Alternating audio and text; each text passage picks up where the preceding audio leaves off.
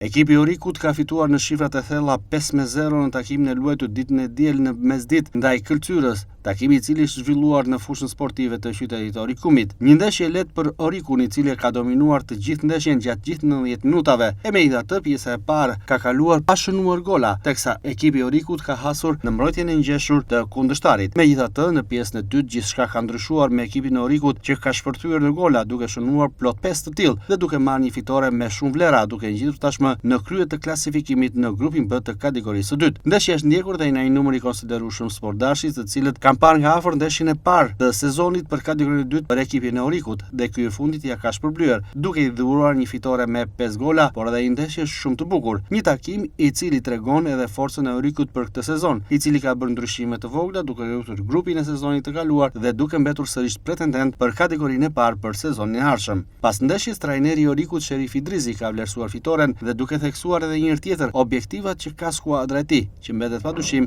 ngjitja në kategorinë e parë për sezonin e ardhshëm.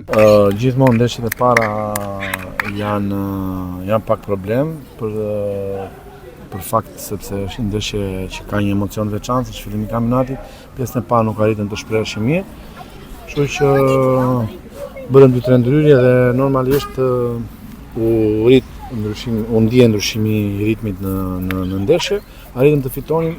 Është një fitore që është në shpinë tonë dhe na duhet për të vazhduar rrugën që neve kemi rreth 2 vjet që e pretendojmë, ashtu dhe vjet ishim shumë afër, nuk e arritëm dot për fakt të mangësisë së golave. Kështu që shpresojmë që këtë vit të jemi sa më afër objektivit që ne kemi si klub.